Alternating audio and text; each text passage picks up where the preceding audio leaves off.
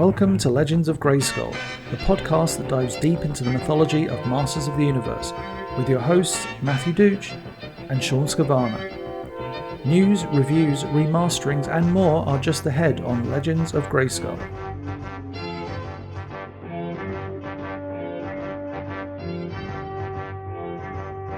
Hello everybody and welcome to Legends of Grayskull episode 63, the fan podcast where we discuss the history, the mystery, the magic and mythology of He-Man, She-Ra, Eternia, Etheria, Nordor, Primus, New Adventures, Old Adventures, Ladybird, UK Annuals, comics, mini-comics, anything and everything you can think of with that He-Man, She-Ra, Masters of the Universe, Princess of Power, that Mattel logo down in the corner.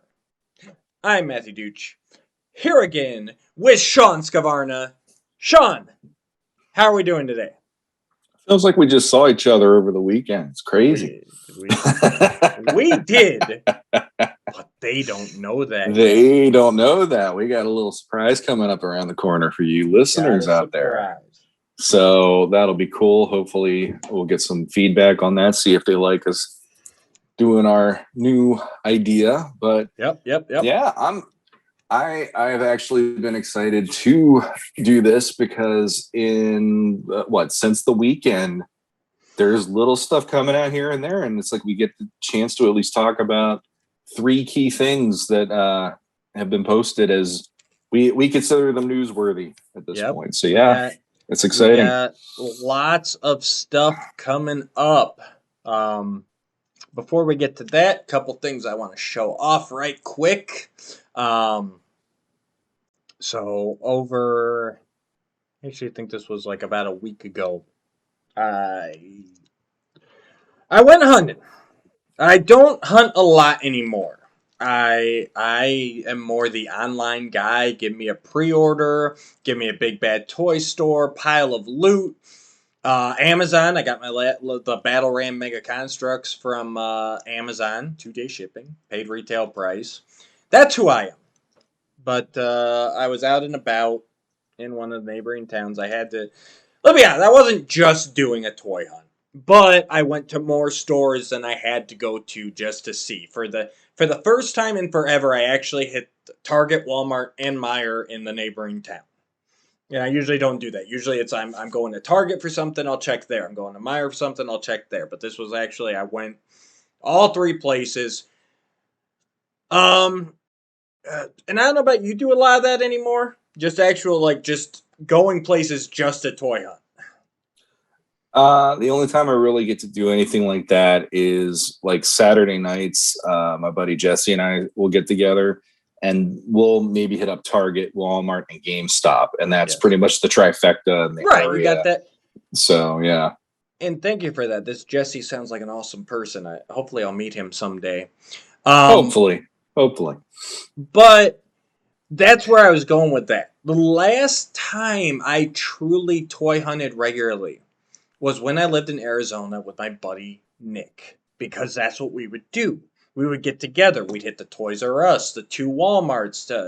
Tucson was a big town. 2 Walmarts, 2 Targets. And we'd do this circle. If we were feeling really adventurous, we'd go to Northside Town. They had another Toys R Us. And they had the mall with a KB Toys in it. Like we would, so. And actually, there was a KB Toys in our mall too, and a GameStop. And we'd hit Suncoast. Like when we were really going, we would do, and we had our route, and we hit it. Sure. And I think that's the biggest thing for me now is because I don't have anybody local. Because a day when you're out hunting and you find nothing sucks when you're by yourself.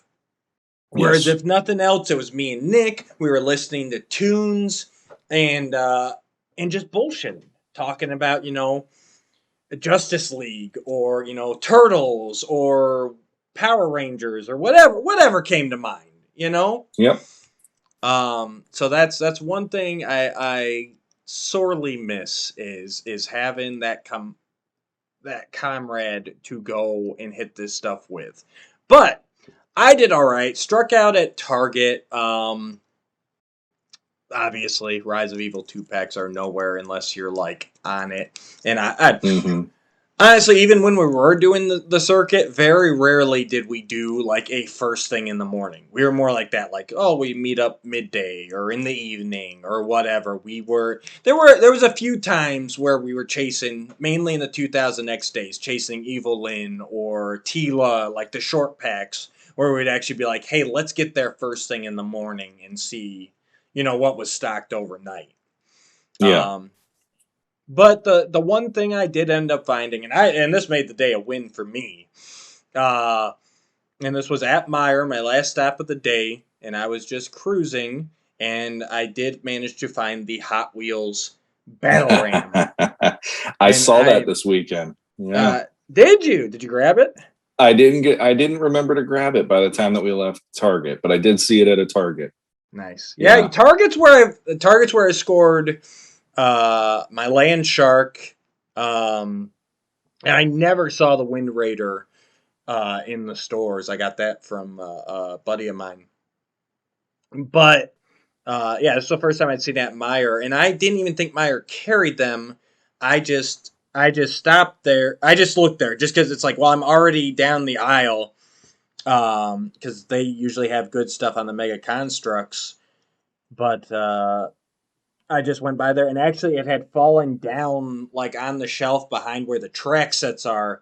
And for some reason, I happened to just like, hey, what's behind here? And there he was. And it didn't look like somebody hit him because it was like face down, like on top of one of the backs. It looked like it just fell. But really great detail. The missile is actually like a separate sculpted piece that sticks in there. So it looks like it could actually really fire, which is nice. The decals, which I can't get the focus off of my big mug. But yeah, the decals are on point. And it's a great representation of the battle ram. Rolls really nice. Mostly metal, which is really cool. And of course the best part is that the Sky Sled does actually separate. I was just about to ask. Yep, it does actually separate from the base, and you can fly it around by itself. So that's really cool. Hey, those little do Mega Constructs? They're a little too big, but the figures for those, I'm guessing they're too big. Yeah. If you got the Advent Calendar one though, that's coming out, because maybe the little one, that would be a fun one to see if they work. Toy ones. I bet they would, because actually what I've seen is those world's smallest that Target. Those are in scale with the Hot Wheels. So yeah, that Advent Calendar is supposed to have the toys for the Mega Construct, so I bet those would fit really nicely. But yeah, it's just great having this is the kind of stuff I wish for as a kid. This, and like I think I've said on here before, like Micro Machines. I always wanted He-Man Micro Machines, like of their characters, because you had the Power Rangers with the Zords, and I'm like, He-Man would be perfect, because in my mind, I don't care that it's 94, 95, like, Micro Machines should go chase down the He-Man license. Like, they'd be awesome. I didn't think about any of the, like, oh no, He-Man's a dead thing, because it never was to me. Well, that's a good thing. I kind of wish you worked at Mattel at that point. Right. Because we needed more people who thought it's not a dead thing. We just need to put it out there again and see what happens. But no. Then the other thing I got real quick, big shout out to Luke Kulikamp. Search him out. He's doing some reply auctions and stuff, clearing off his stock on Facebook. Luke's Throwback Treasures. And I managed to get from him the Filmation style Evil Seed. Nice. Yep, another figure. It's like I never, like, I love Evil Seed. The figure was just, I don't know. I never made it a priority to grab him, but when Luke threw him up there, I'm like, oh yeah, for sure. And I really like they did the tendrils, very much that unrevealed artwork. I can't get a shot up there, but it's actually all the way up there. His legs all the way up to the joint are tendrily. It's not just the regular, like a plain leg up in there. It's an actual unique leg to him. There's no way to really show that, but And I do have his vines in there, which are arguably the coolest part of him. But it's nice. He's such a classic, memorable villain from childhood. It's nice to see him on the shelf. Mm-hmm. I wish they would have had an actual hood up alternate head though. That's my only thing. Because that was a big part of the beginning of that episode where you thought, hey, this might be Skeletor. You know, or at least my mind I did. Like just in disguise with that hood up. And it's like, oh no, Surprise. oh God, what is that? Well, you show off what you got. I know it's not He-Man, but I think it's on point, and I feel like I'm talking too much. All right, I'll show it off. So I brought up my friend Jesse earlier, and so he in the last couple weeks, one of the movies that affected both his and mine, and also Matt's childhood. We just had a little talk about that before the show. Was Transformers the movie. And that is one that, out of all the 80s properties to this day, I'm still like, oh dear God, I eat that thing up every time anytime I put it on. And he's gotten me into some of the Transformers, Earthrise, and the Kingdom, and all this stuff. And I've been specifically just wanting to get a lot of the Transformers the movie figures because when I was a kid, that is what I wanted to represent my collection a lot. And just this week, I managed to get a Springer, and I looked at him in the shop. I saw him like maybe once or twice in the stores. Every time I just smile and go, "It's Springer," Transformers the movie. And now that I got him in hand, awesome. And I love that he's got the two samurai swords, I love two that. guns. I love that his blade turned into swords, like his helicopter blades. That was always awesome. Yeah, I love that in the movie when he had to fight Repguard, he just pulls out the sword. I was like, yes, that's awesome. Now hold him up if you would with Leonardo there, so I can just for me to get a sense of scale, because I don't really pay attention to Transformers as I cruise by them. Oh shoot, do you have Leo two? Is yeah, you have two. I have two at the moment. I forgot about that. but I probably won't have two at some point. But there's for Leo. I do have his legs displayed, but So so basically the same, just about the same close scale, to the same really. height. Yeah. Yep. Nice. But what I do like about these, just really quick, is there is a scale they're using, so it does feel like it's a natural scale compared to like when we were kids. Springer was shorter than Hot Rod, and Cup and Hot Rod were big, and it's like I like that now we're dealing with the scales being a little more the way like Ninja Turtles right now with Super 7, or even Masters. There is like a uniform scale. There's 6-inch scale, but they're relative to each other. They're scaled correctly. So and I really Leo like next that. to him doesn't make sense because Leo would be the size of a human, which should come up to like his shin at best, depending on the Transformer. But RC is going to be a head shorter than Springer. That exactly. So I know that's drove me nuts. You know what I actually did back in the early 2000s? I had this is how much I love Transformers the movie. I got the Transformers Armada was out then. I don't know if you ever watched the show. It was a decent show, but I still like the movie better. But I got the Unicron from Armada because I'm like, they're never going to make a Unicron again. Boy, were you wrong. I ain't spending that in a Unicron. That's still I still have him downstairs. But and then what I did is they were releasing these little PVC figures at the time. That I can't remember the name. They had a name for the line. I don't know if you recall them, but they were like they were just about perfectly scaled with the Unicron, and so I was getting all those because they released. I was collecting all the movie characters. I got Hot Rod. I got Optimus Prime. I think they had the Dinobots, RC maybe even, and I had the Unicron, who was a big figure. I think I ended up getting on clearance for like $40, but I think it was like $100 originally. Yeah, I could be wrong on those prices, but I mean Unicron has to be at least that tall, and then these little 1-inch figures around him. I'm like, it probably wasn't a perfect scale, but it looked pretty cool with all these tiny little Autobots. Sure. So that was really cool. Yeah, it's fun for me because the classics was the line that I always wanted. I couldn't articulate this is what I want a He-Man line to be.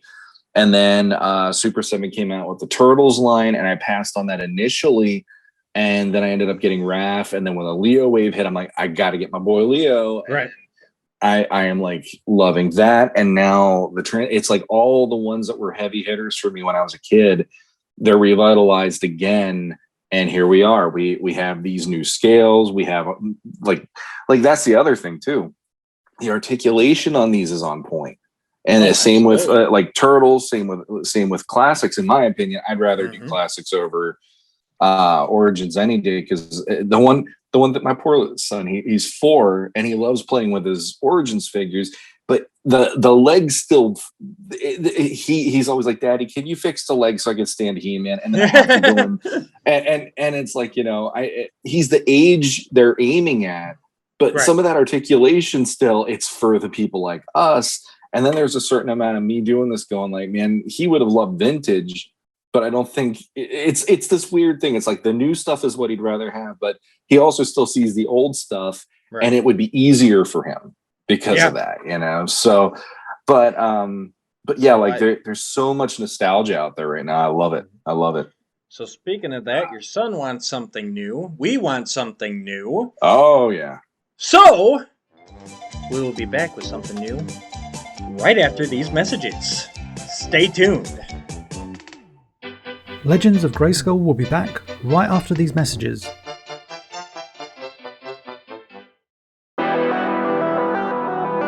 For the past 70 years, there have been cartoons on TV. And if you were born sometime after the 1950s, chances are you watched cartoons on Saturday morning, after school, or even during prime time in the evening.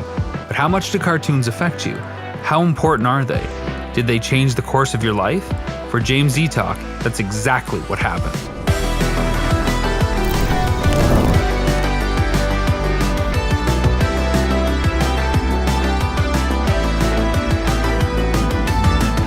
My name is Jen Zetok, and I created an unofficial He-Man cartoon with a small group of friends titled The Return of Faker. What is Return of Faker and what is going on with it? The Return of Faker was a Filmation, I guess, homage, or a love letter to the Filmation cartoon that myself and Dusan Mitrovic kind of came up with. Let's bring the toy accurate Faker to the Filmation cartoon, because the He-Man episode was originally just He-Man with glowing eyes. Well, how come I can't watch it? NBC Universal 1 month before sent a cease and desist saying, this is our property, you cannot show this for free anywhere. And if I did show it anywhere for free, I would face a lawsuit and be fined $150,000. Despite the current situation, I really want the Return of Faker to be released officially or endorsed by the rights holders.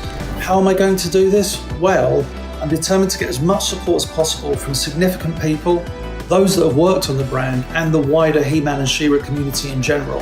Now, as I record this, I have no idea whether or not this is going to happen, but maybe together we can make the Return of Faker happen. And by together, I'm looking at you guys. With all your support, the Return of Faker can maybe become official, because it's f***ing good. So while we document James's journey to try and officially release his cartoon, plus the process he used to make it, we'll also delve into the history of cartoons, and in particular, the rise and fall of Filmation, the pioneering animation studio that created He-Man and the Masters of the Universe, as well as many other landmark shows. So if you love cartoons and hearing insights from industry professionals, you won't want to miss this all-encompassing documentary.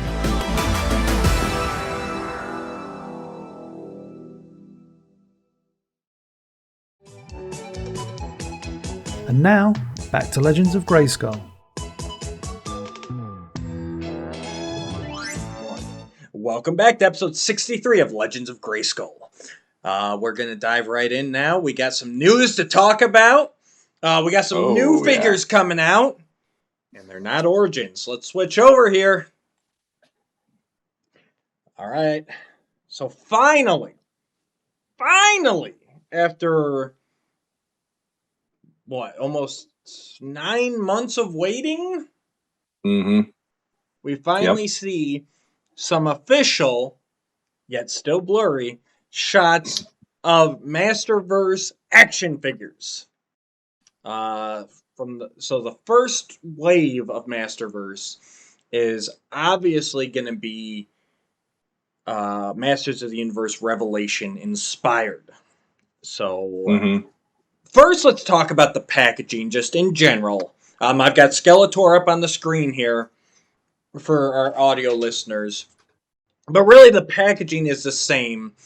The only thing that changes is the name on the front and the figure in the packaging.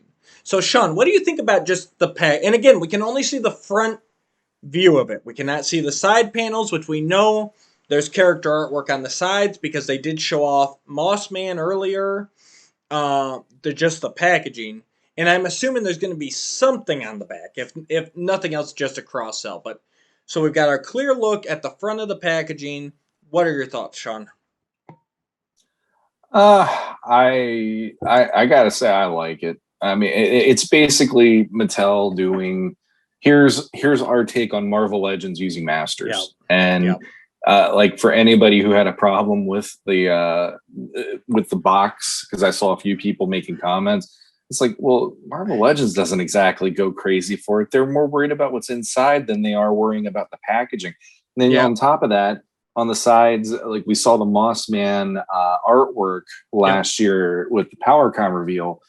And, you know, I'm sure they're going to have some kind of artwork, which that's what Marvel Legends does too. They have the art or whatever design into the packaging. And then if you want to ask me, I bet you on the back, it'll be similar too, where they'll probably have the figure blown up, probably like a little bio about who Skeletor is and what his role is in Revelation. And at the bottom, you'll probably see the cross-sell art or the photos probably for the rest of the line. Yeah, I mean, we saw the leaked images. It was earlier this year. I can't remember how long ago that was. Talking about from the last investors meeting, the He-Man the investors meeting. Yep. Yes. Yeah, that was just about a month or so ago. It feels longer than that at this point. So, it hasn't been. Yeah, well, and I'll tell you, like, that made me skittish for this line because I was really deep down going, please let this feel a little more like collector line than that. That one didn't feel quite as on point.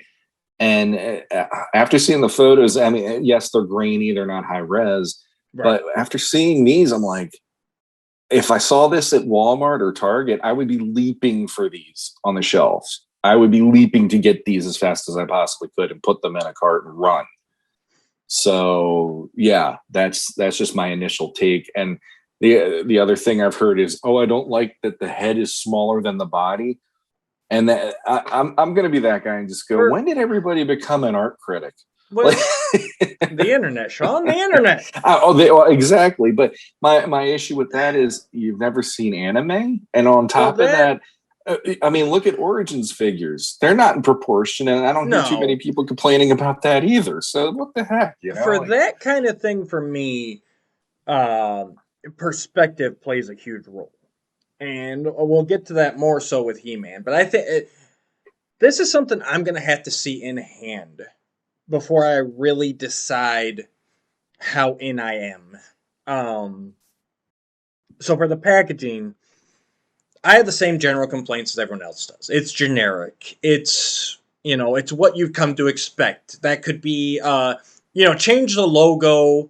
Not even really the logo, because, I mean, that Masterverse logo, it doesn't even look like a font that we're used to. It's like they just used a random font, So change that to say Fortnite, and I'd expect a Fortnite character in there. Change that to say Marvel Legends, I'd expect the Legends character in there. Like you said, it's going to be the artwork on the sides or the back that are going to make it for me. Just real quick, I just wanted to real quick. The Masterverse logo almost makes me think Netflix now owns Masters because it really feels like the Netflix font for Masterverse. The Masterverse on top. The more I look at that, it's like, man, that looks like Netflix. Right.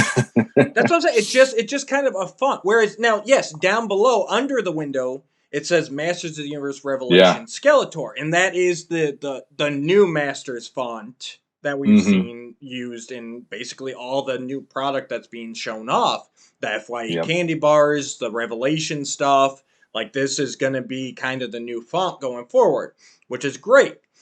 And it's still, that's the part I like, because it still leaves the door open for, if they were going to do a line of 2000X, okay, then you stick that 2000X logo there. If you're going to do a line of, you know, more classic 80s design, you would stick the traditional Masters of the Universe font logo there.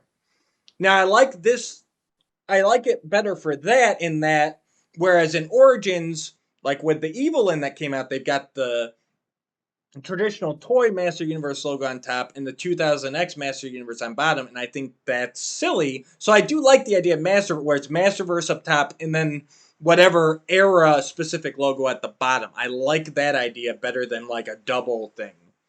But I just think they could have found something a little more evocative of He-Man. I guess that's my only thing. And the same thing, they used a blue fading into a black. How do you not go green there? Like a Grayskull green. Like, that is so synonymous with He-Man. Like, I like the blue. It's a nice blue. But it's one of those things where it's like, guys, you were so close, and yet you missed the obvious color scheme there, you know? After collecting classics for the last 5-6 years now, I got to admit, I'm happy they're moving away from the green, because everything with classics was the Grayskull green, except for, wait a minute, maybe I'm wrong there. No, it was basically everything was the Grayskull green, and I actually got tired of seeing the green for the Masters, because in my mind, the Ultimates, when Super 7 launched that for me was like, this is how they should have been from the get-go. And I'm sure there's plenty of other people that it's like, you see that red and black, it's like, yeah. Well, yeah, okay. And red, I could see the case for red even more so. I mean, we're using the exploding rocks as our background on YouTube. I mean, that's our logo is on those red rocks. Sure. I think the way that I look at this is the blue almost feels like it's a neutral color that doesn't need to be drawn from one era or another, because if you think about it, like red and black to me represented the vintage because of the card back, and then 2000X had like the paler blue for the logo, and I kind of felt like that represented it with some red maybe. Yeah. And now this almost feels like it's trying to do its own thing by being the blue and black. And also you have the Netflix logo over on the side. Yes. You got Revelation being red. You got Mattel being red. So them doing a blue and black background helps to offset those colors to make them pop a little bit more.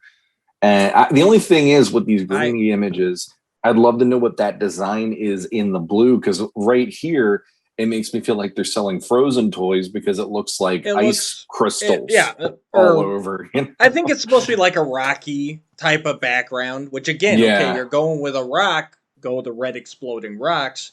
I guess my biggest thing is, I was just thinking about it now when you were talking about the different colors and representation. To me, that dark blue, it takes me back to the heroic warriors in the vintage. Like, they were always, if I recall, the cross-cell art was like always, for the heroes, was always in like that blue font. And so I guess to me that blue isn't a neutral color. And maybe that's just my mind. But yeah, maybe they should have done something like that, like they did in 2000X, where they should have had evil and good packaging. You know, with a color swap. Skeletor's forces be purple. The heroic warriors be blue. You know, if you get to the Horde, have them be a red.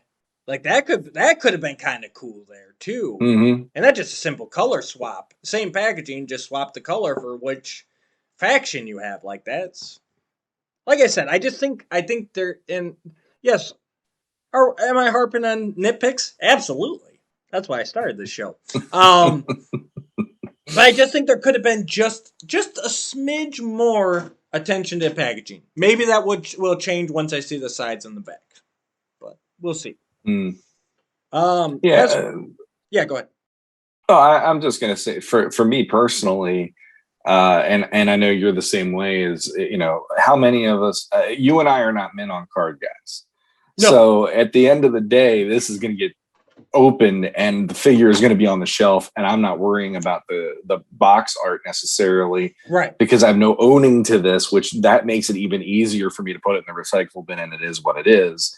But I can see what you're talking about. But at the same time, it's like the packaging for me is like, whatever. Let's get let me see the toy in action. Let me see him out of the box and all this stuff. And it's like that's the beauty of Mattel right now. They give you this tiny little kernel, and then you follow that to the next little kernel, and that's how we're dealing with Masters every week of our lives right now. I guess I don't want to belay this packaging talk because last point. These are not outrageously priced. They're $24.99 MSRP, which means potentially a Walmart could even go down easily to $19.99. They like to do that kind of stuff. You could see it on sale, through My or whatever. But they're not. I know these are supposed to be like for us, whatever. They're safety tested to 6+. It says it right on the packaging. They're $25. That's not insane for a kid's toy, Sure. So again, it goes back to give a kid something that's going to grab their attention, not to where they're just like, oh, it's another one of those, Marvel Legends, Fortnite, whatever. Like, give them something where they're walking down the toy aisle and they're like, huh, what's that? And I get and you can argue and say, well, they're already buying the Fortnite toys or whatever, so give them something that looks like it, and yeah, there's that argument too. I'm not saying I'm right or wrong. I'm just saying, to me personally, I say give them something different, because to me in the 80s, that's what Masters was. It was like, you walk down an aisle, you're not missing the Masters section. Like, well, sure. It's exploding literally off the toy shelves, so. Exactly. But the other thing, though, yes, it's tested to 6+, but these are based on a cartoon that is going to be aimed heavily at you and me, not a 6+. Absolutely. So in that way, I think that's kind of why they did it the way they did it, where these are ones you're going to be looking for versus something that grabs your eye as a 6-year-old or a 7-year-old. And that's kind of the difference to me. Origins works great for having the packaging that they do. But this, when you're aiming it definitely as and that's the one thing I don't see on the package is it does not say adult collector. No, that's what I'm saying. It's so there you go. You got that one, but they're not trying to exclude them, and I think they're trying to leave the door open. So if they want to do a Netflix He-Man in the Masters of the Universe wave, everything's tested out to where they can do a wave that's marketed to the kids, and then a wave that's marketed to you know what I mean? Like they're sure. I think they're really trying to keep the doors open on this line to have as much potential as possible.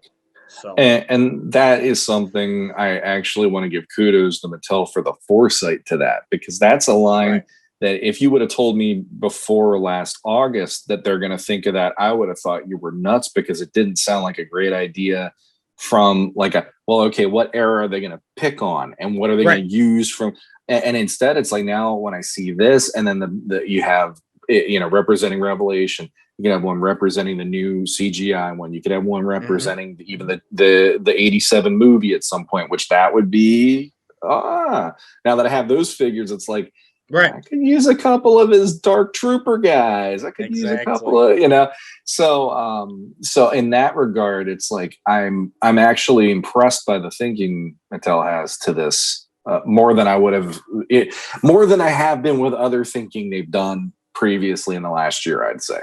I'll agree with that. All right, so let's run down the figures themselves. Skeletor, thoughts? He's the one I got to see in hand the most. Okay. I don't dislike him. The colors are working for me. Is it the face? It's the head and the face, because in this one, I think as much as I hate to agree with the people about the small head, I want to see how that hood looks around his head, because it really does feel like it's almost like a bonnet now, which I hate the bonnet. I've always hated the bonnet. I think, and it makes me wonder how it's going to look. I agree with you. I think we're missing part of it in this picture. I think it's blending in with the shadow.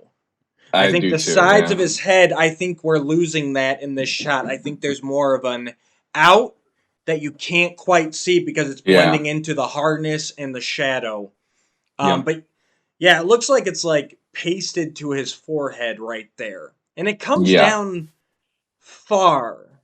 Hmm. So if that's like an out, if it actually goes out and there's a space there, I'm good with it. If it's actually plastered to his forehead, then it's actually looking like New Adventure Skeletor's helmet to me. And to me, that face almost looks smiling again, which I know there's a Yeah. fine line between smiling like, ah, this is awesome, I love this ride, and smiling like, I'm gonna kill you all. See, I'm already getting the second one from this because it's the way the eyes are shaped, and it's the overall feeling. Like for me, the initial reaction was, "Thank God he's not doing a birthday surprise look again." Because Yeah. I real like when that was the first offering from Origins, that was an Right. easy pass for me. It's like I'm happy to buy it for my son, but there's no freaking way I'm displaying a Skeletor that looks like that on my shelf. And Yeah, the other thing too. The hands, the extra set of hands actually don't look like the karate chop hands like we talked about in the initial reaction. They look actually like they're a little more like this.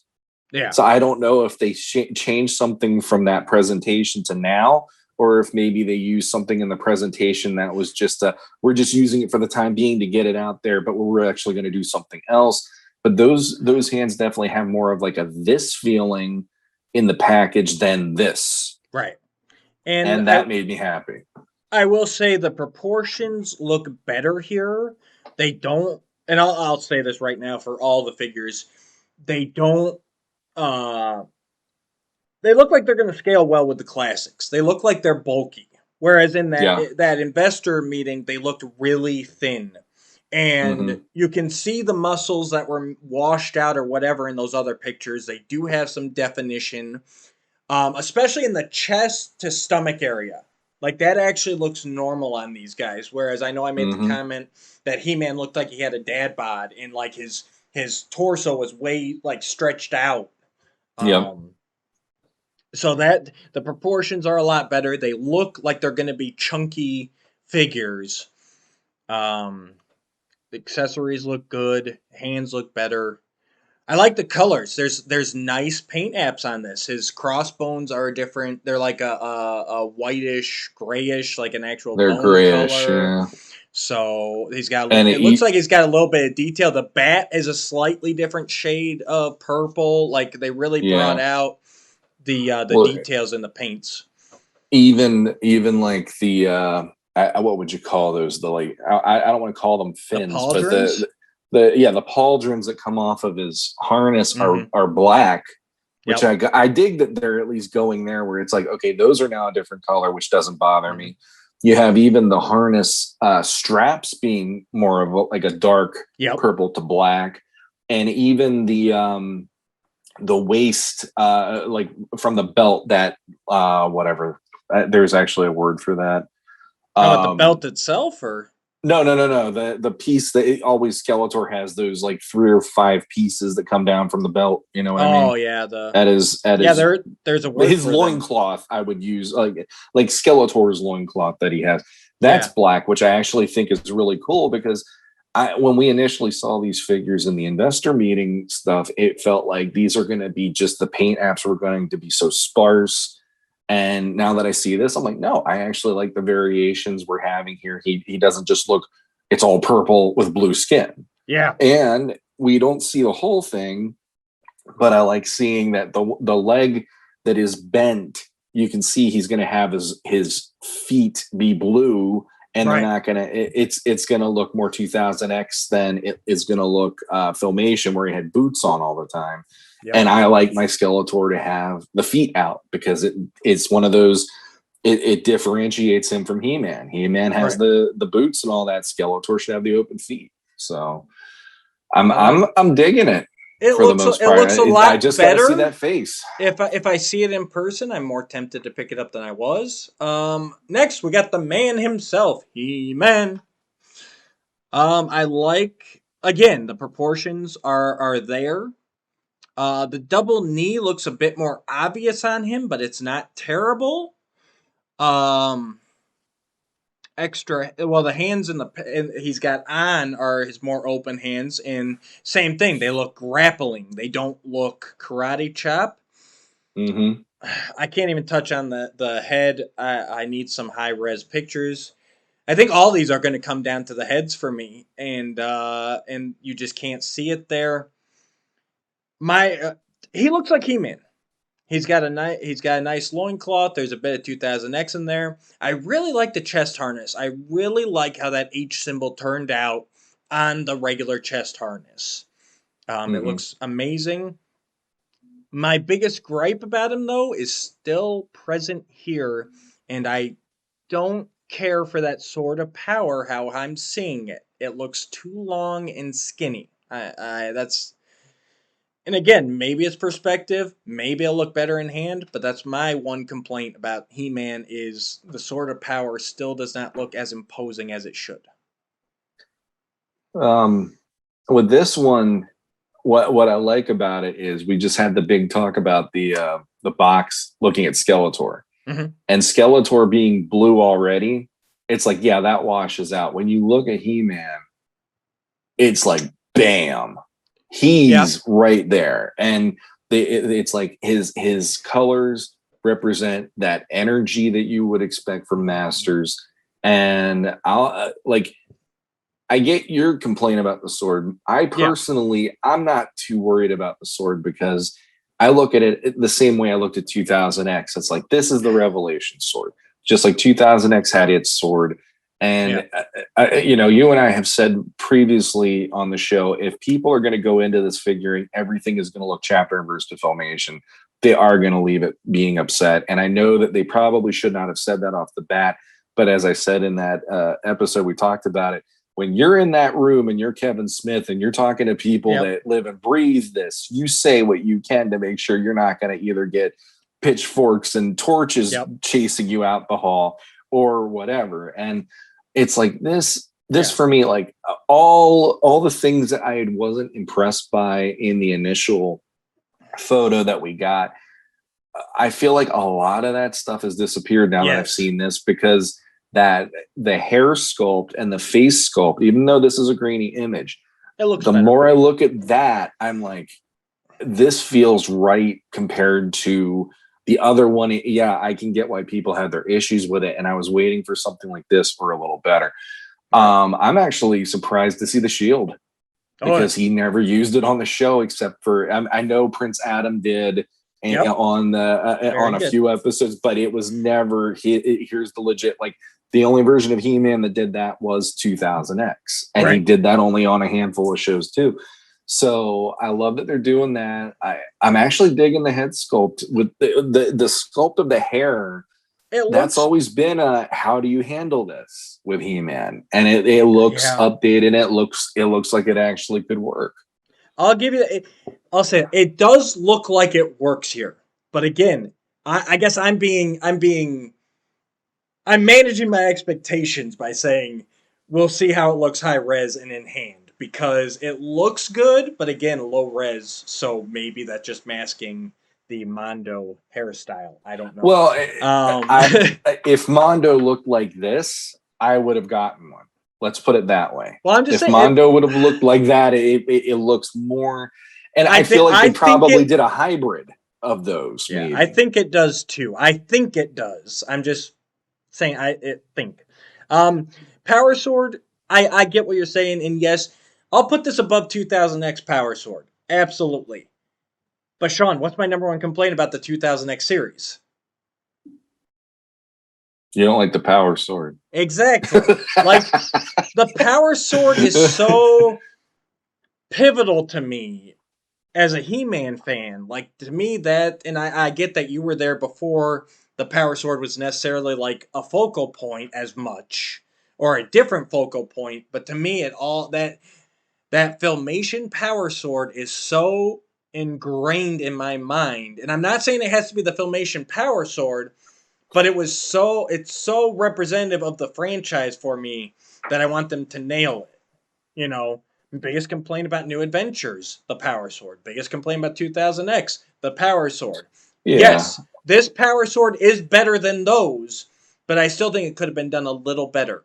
I do like the brown wrap around the handle. I really like that color break on it. There's a lot of times I don't, but I like it here. It works for me, and I like the reds they used on He-Man. They're a duller red. They're more of and I'm no colorist, Sean, but more of a rusty, like a more natural red.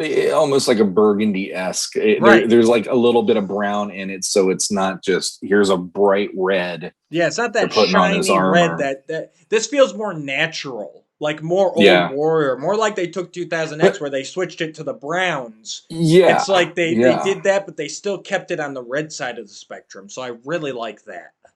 Yeah, and I agree with that. And I mean, the changes that they're doing here, like honestly, see, I'm in a completely different wavelength than you on the Power Sword, because the Power Sword wasn't the sword we had as a kid with the toy on Filmation. That was its own thing. So when I was a kid, I never followed Filmation chapter and verse for the fact that I already had my own ideas. And it's like, that's where me being the old, annoying, grizzled, turbo revving young punk, like going back to Transformers, the movie. I mean, it's like, I look at this and like, however they represent the sword typically doesn't bother me, because my favorite version of the sword usually is the Alcala version, which doesn't get as much love in popular culture. So I usually just throw my hands up and go, it's a Power Sword. Okay. And in this case, yes, it's longer than I would expect it to be. But at the same time, I'm like, but it's still the shapes are sort of there. The design isn't, I mean, the design for 2000X, even when I saw that one, I was like, well, this is definitely like this is anime. They definitely went anime with the look. And I guess watching the show, it made me go, I don't mind it as much after a certain point on MYP.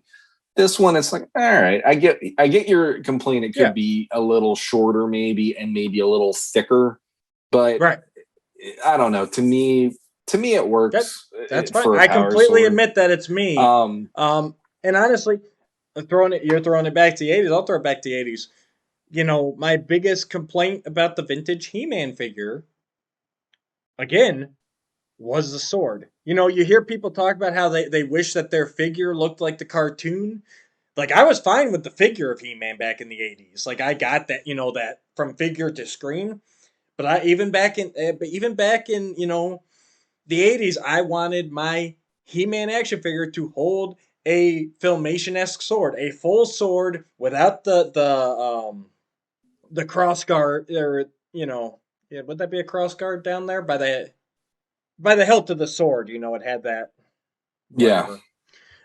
That was my biggest complaint about my vintage He-Man figure, was his sword looked nothing like I wanted it to. So I get it. That's me. So you're such a geek. But like when I was a kid, I just cut that thing off, and it was what it was. I cut mine off. I lost my gray Power Sword, but I had the blue weapons pack Power Sword. That was my Power Sword, and I cut the cross guard handle. Good man. Guard, whatever. Good man. There. All right. Good man. Evelyn. Let me get to her. Come on, Evelyn. There we go. She's got the most flash on hers, which annoys me. So you can't really, you think they did that on purpose, don't you? No. I'm like, out of all the figures that we weren't the most impressed with previously, she's still the one where I'm like, I got nothing to go on other than I like that they displayed her at least with the traditional head sculpt and not the alternate head like they did in the investors meeting. But honestly, I'm just going to say she doesn't bother me as much as I get. Yes, it's a departure and all this stuff. But when you put that head sculpt on her, I just kind of go, okay. I mean, to be honest, Eva Lynn's never been a character that I've been like, No. she has to look this way. Like the secondary characters like Teela, Man at Arms, Eva Lynn, Beast Man, whatever. Those characters you could kind of evolve their look, and I probably won't lose my mind that it doesn't look identical. You know, it's easier to accept for sure. Sure, yeah. The outfit, from what I can see, looks better than I remember it looking. I don't remember that bright blue fur around the neck, which I think is really helping give me an Evil Lynn vibe. Yeah, reminiscent right there, yeah. I'm trying to think back, did we even see the alternate head? Like, well, not the alternate head, but her crown head? She had the long hair version of her on the figure, and then they had the alternate head off to the side, because I'm sure if they would have showed it without the alternate head, there would have been a huge problem. Right. More I thought than we there did, already but was. it looks better on the body. Like exactly. It's really going to come down to those details in the mid-range for me that are obscured by the flash. So, but yeah, it's looking better. Step in the right direction. I actually like until we get the high-res versions of the faces, I'm going to just say I'm actually enjoying what I can make out in these faces more than I was expecting to, and she is no exception. Between her and He-Man, I like both the alternate head and the traditional head. I'm actually enjoying she doesn't have like a evil snarly expression like they did that with Origins, and I was like, why did you make that? I didn't personally like that they did that. This, I like that it's just, here's an example of, this is Evil Lynn, and she just looks very serious. She looks like, it reminds me of like 2000X. Every time she was about to do a spell, she just had that look on her face like, okay, it's focus time. Let's do this. I'm going to wreck these guys. And I like, it feels very similar. Yeah. And her staff looks nice too, from what I can see of it, by the way. And she's got 3 sets of hands total. Which is really cool. I like that they so you figure... I'm figuring grabbing, punching, and spellcasting. Spellcasting, yeah, exactly. And I'll be completely honest, as much as I absolutely love classics, and that being what my favorite brand of He-Man is for the toy lines to this point, one thing that I keep hitting the wall against in the last few months is, man, would I love to have swap out hands on these figures now, because Super 7 doing it with the Turtles line, and now we're getting them for here. It's like, I think if there was anything they could have done to make that line better, it would have been interchangeable hands to do different poses. I completely agree. It's the one thing that was missing. All right, and last up, we have the Master of Camouflage, Moss Man. Favorite of Matthew Rodriguez. Yes. Now, this is actually kind of the first Masterverse figure we saw, as we got that leaked image. That was probably about a year ago now, that Moss Man leaked image, which I'm happy to say, while reminiscent of this figure, does not look like. They do not look the same. So I'm thinking, and I think we even speculated this at the time, if not since then, that leaked image was kind of a proof of concept. And now we had built off of a classics figure, and now we had the actual figure here. I like on the loincloth, they did make the belt brown. That I remember. That was one of my big complaints, was that the belt and the loincloth were all green. Basically, the whole figure was a green, and there was no color break. And they've really changed that here. He's actually got a few shades, like his upper chest is a different shade than his stomach. He's got some vines coming up. He's very foresty. He's got vines everywhere, but he's not as Swamp Thing to me as that early leaked image was.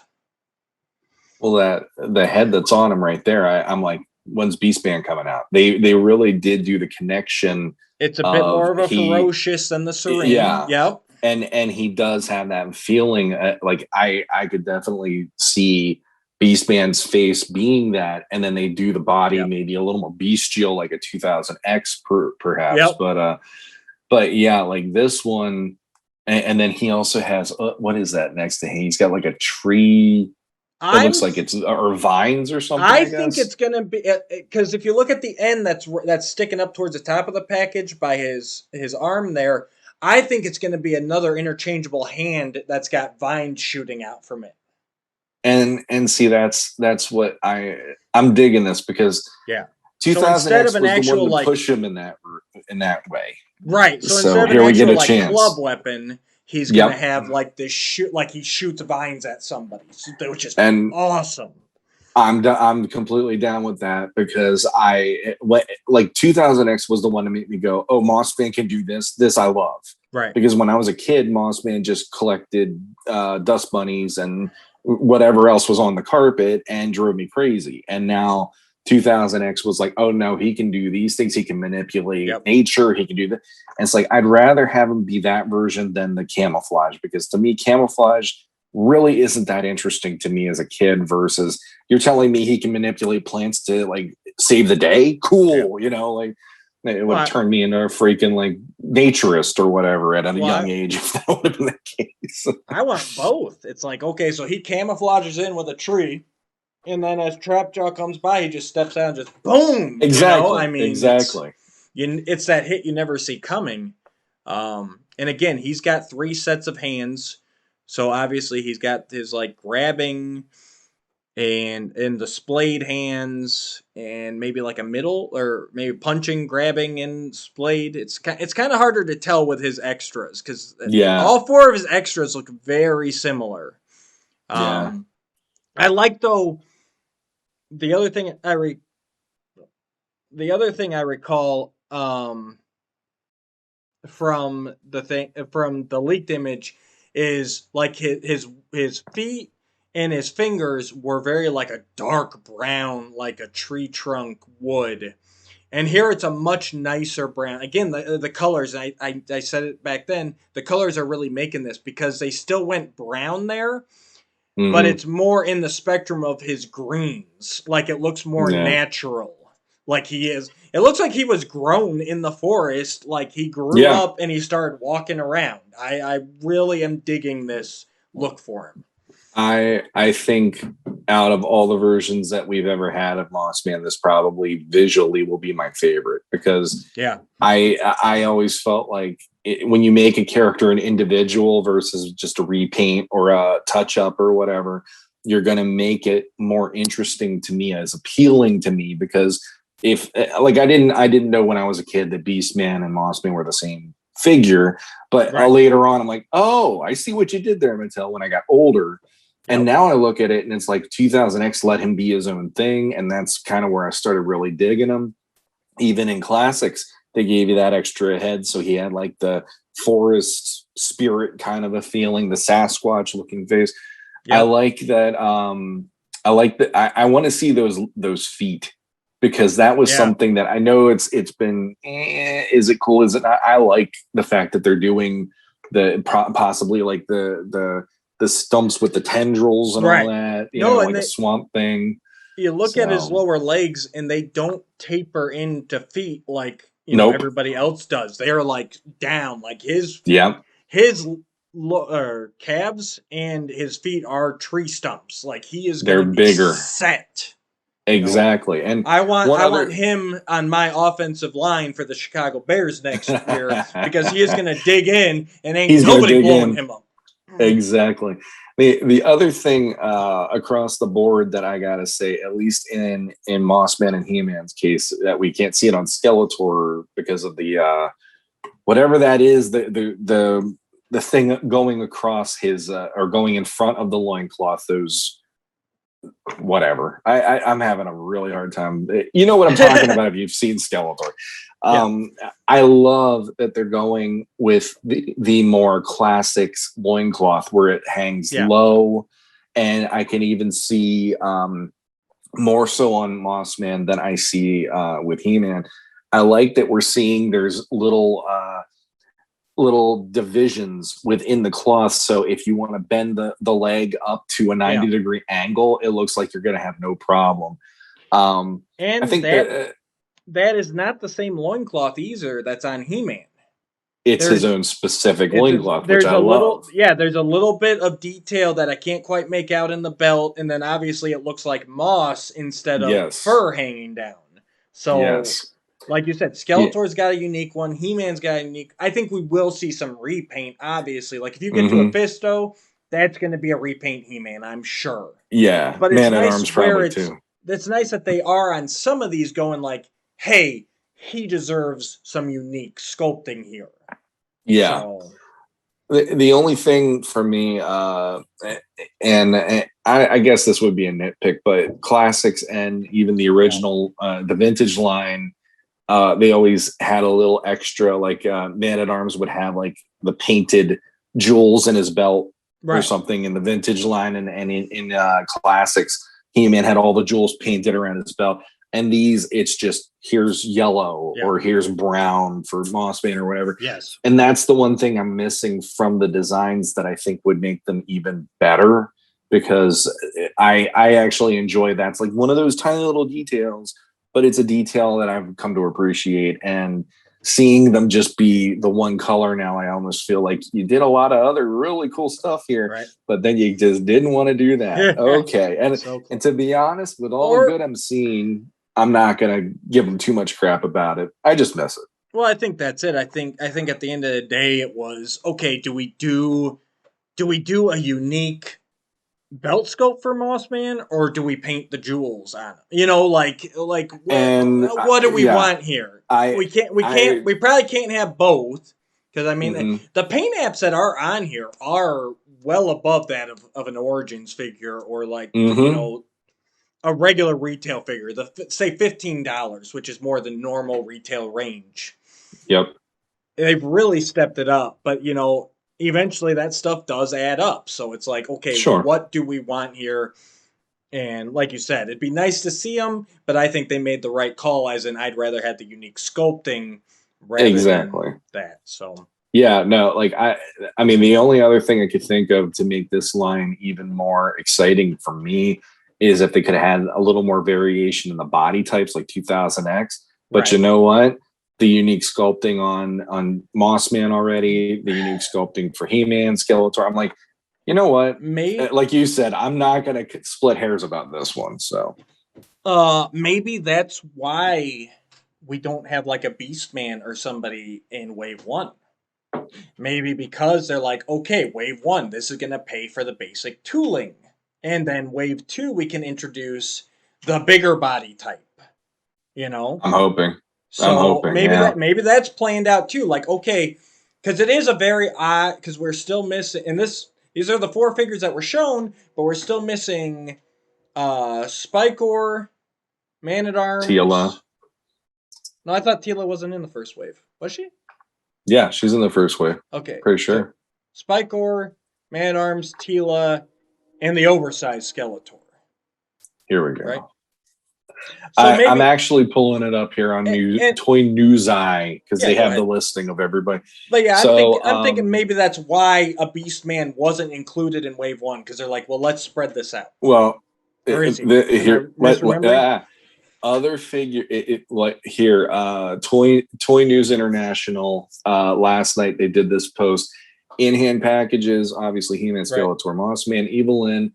Other figures we know coming to the line include Spikor, Teela, Man-at-Arms, Beastman. Okay, so Beastman. And then there's also the oversized Skeletor and the Battle Cat. That's what it was. So, because in the initial meeting, the PowerCon reveal, they said 8 figures. So that's where my mind was getting. I forgot. Oversized Skeletor and Battle Cat were not part of those 8 figures. That's where my mind was messing up. So maybe we do have an oversized figure coming still, or even, and I don't really need I don't need Beastman to be like a foot taller, but like you said, if you could just have a little bit like ape-like upper body, you know, just little tweaks there that kind of, like I don't need him much bigger than Mossman, but I want him a little bigger than Mossman. And you're already seeing it, you know, with Mossman, like we said, the lower calves are stockier. So they're not opposed to doing that. It just what degree are they going to take it to? Sure. All right. Let's switch over to our next topic of discussion. All right, Sean, take it away, because you scooped even me on this one. I woke up to the news from you. What are we looking at? Late last week, I was on MOTU Nation, and out of nowhere, one of their members posted, "Here is a page from the Dark Horse Masters of the Universe Revelation prequel comic," which we've only seen the covers as of our last podcast. Right. So now, and we talked about Mindy Lee and her artwork. We gave a couple of examples in the YouTube feed about that. And here we have one page at least to show a little bit of the interiors. Yeah. And it was kind of fun to go, wow, we just covered it, the covers, and the covers were a big thing the other week. And now here we are, and boom, here's something more to go on than just, covers. And we never found out where this came from, correct? I looked I did searches on Google. I looked at all the different comic book websites I could think of, and I could not find where the source was. And I even went to the guy who posted it, and I specifically asked him, where did he get it from? And he never responded. So whether this is, I looking at it, I'm like, there's no way this isn't legit, because I don't see why somebody would do this and turn it into a thing. Why would anybody want to draw up something and make it that it's not what this actually is supposed to be, and turn it into a big problem, well, actually, I can see that, but this looks finished. This looks professional. They are in these designs that we've only seen the cover on, and they're in a style that I look at and I can easily go, based on what we looked up last episode, these look like something Mindy Lee drew. So to not only come up with this, but then to be able to mimic her style with those cover, like you said, it's too improbable that this isn't a legit page.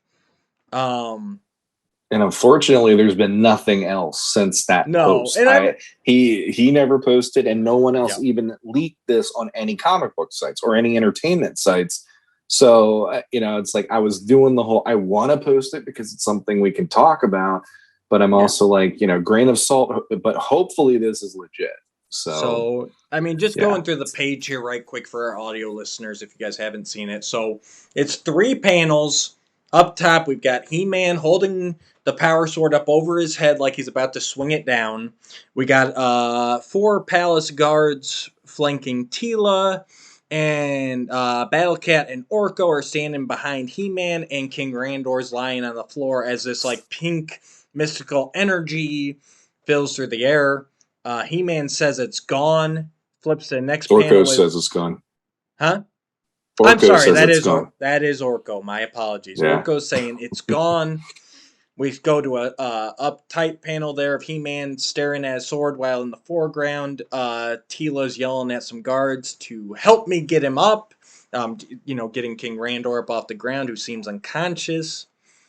And then the bottom half of the page is a shot of Castle Grayskull at night, possibly with some rain coming down. I can't tell if that's the resolution of the photo or if there's supposed to be a little like a light shower. It does look like it's raining. Yeah. And then the text box says the felled monarch is hastened to the real seat of power, a living monument cleverly masked in death and decay, a painted foreshadow of the world that waits. And it's got 2 speech bubbles going into the mouth of the castle where the drawbridge is open. One has to be He-Man saying, "I don't understand. I didn't even swing the sword." And another one saying, "No, He-Man." No as in K-N-O-W. Just in case you're on audio. And it trails off, and I assume that's the sorceress, and her speech is continued on the next page. So, not a lot of information other than obviously this is the scene right after the Orlax has attacked. Randor's hurt, and apparently the thing vanished without He-Man even hitting it with his sword. What do you think, Sean? Yep. Yep. So I guess my initial thoughts were cool. Yeah. You know, like because when I saw the variation of Mindy Lee's artwork, Yep. I was like, so what are we going to get here? You know, and now that I see what it is, if this is how the animated series is going to look, and there were people out there going, you know, I know in the last episode, even Jason Torrance was like, well, are they going to have it be darker for the comic and then it's going to be this way in the show? And it's like, I believe that I think what you're getting in the comic is going to feel like what you're going to get on the show. And if this is any exactly, I mean, they'd be crazy not to. Yep. And if this is any indication of the, you know, how the figures are going to look in one way or another to represent that, I'm like, I can't wait to watch 5 episodes of this looking this way, because I know I know these have been marked up by artists with critiques over the weekend, which made me just do the Ryan Reynolds meme like this, because it's anime.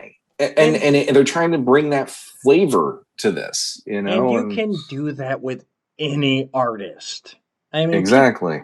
People love Rob Liefeld, and I mean, his art is subjectively garbage at times. Like, I mean, his anatomy and everything. You know, Jim Lee. I mean, you take any artist and you can nitpick about their art style. Like, but that's art.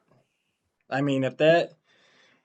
I don't know. I'm just, I like you said, I'm sick of seeing that. I'm sick of people just going like, oh, well, if you look at the calf here, it should be more. Exactly. Like, come on. Like, just look at it as a whole. And to me, this looks like Masters. Like, I see these 3 panels and I'm like, I'm in. This is a Masters show. If this is a representation of what the TV show is going to look like, even better, because it's going to be even more refined and less artist interpretation in the show. But I'm good with this for a comic. You know, I'm like, I was already locked in. Now I'm excited about it because Grayskull looks like Grayskull. You know, that's Tila. Those are clearly palace guards. You know, I mean, they're the orange armor, blue helmets with the mask in front. Randor looks like Randor, you know, maybe a little more robish than usual, but I'm good with it. Like, you look at him and you go, I don't need a word bubble to tell me this is King Randor. No, it is King Randor. Orko is Orko. You know, it's great. Even Tila, she's got like a little, like, half skirt thing going on with her, but I'm still like, that's Tila. And let me ask you this, which is the big controversy I saw over the weekend. Is King Randor killed in those panels? I don't think he is, because, I mean, right off the bat, Tila's like, help me get him up. And Feld can mean, it doesn't mean that he's dead. Feld can mean that he just got wounded, you know? And to me, I get, but that's where people are going. They're like, well, it says Feld, and that means dead. It's like, yeah, it can mean a variation of other things as well. And why would you take your dad's dead body to Castle Grayskull? I can see He-Man going there afterwards, but why would he take his dad's dead body? Well, I don't know. Like, I'm very much of that. I'm just wanting to read this because there's the amount of jump the gun on everything that comes out, because I've said it 1,000 times on this show, and I have to say it 1,000 times more. And I'm not trying to be that guy. It's just, you know, this is never going to be identical to what you wanted it to be when you were a kid, because times have changed. They're trying to adapt it to more audiences. And yes, we grew up with this, but there's also they need to make it palatable for everybody. They're not just trying to, like, we were a big enough fandom to keep a collector's line going for over 10 years. That's one thing. Right. But if they want this stuff to succeed, it has to reach more. And it has to reach the people who are the as Peter Venkman said in Ghostbusters 2, the straights, where you know, like, get them out there to the casual audience, and they're like, hey, I remember this. Holy crap, it's a new He-Man comic book. How cool is that? They flip through it, and you're going to get an element of how it feels to watch the show. They're going to be in on it, you know. And I mean, there's different interpretations. It's just that simple. It will never be your masters. It's a corporate entity, and they're trying to do as best as they can to bring this to life once more. And I'm Mr. Hey, I'm cool with following it if it feels like this right now, because this is definitely a step in the direction of what I've been waiting for it to be, versus I don't need him to show up on Earth fighting the Justice League again. I'm good with that. No, but I agree with you, and I'm just that's my big thing. Just hold your expectations. Don't assume anything because of these 3 panels, and don't be I'm quitting the book because they killed King Randor right away. It's like you don't even know where this lands in the book. This could be the second to last page of the first issue. This could be the first page of the 4th issue. Everyone's assuming it's from the first, which makes sense, but we don't know that. Mm-hmm. This could be the second to last panel before it goes into the Revelation TV series. Mm-hmm. I mean, we have no idea. So, and I'm not saying it is or it isn't, but there's all we can assume from there is that King Randor was attacked by the Orlax, which we got that from the description when they announced the book. And after the attack, they take Randor to Grayskull. That's all we know. Stop assuming. Stop the rage quits. Wait and see. At least wait and see what the story is before you quit the story because of what you think it's going to be. I'm not saying Randor survives. Maybe he does die. All I'm saying is you can't tell from these pages. Last thing I think. What do you think the Orlax is going to be? Because I've checked in the compendium. There is... Up till now, there is no entry for an Orlax. Okay, because that was one of those things where I was going to have to look it up because I felt like that was like a deep dive that I don't remember. And so now I'm like, I don't even... Like, based on... It obviously gets into the throne room. Mm-hmm. It gets into the palace.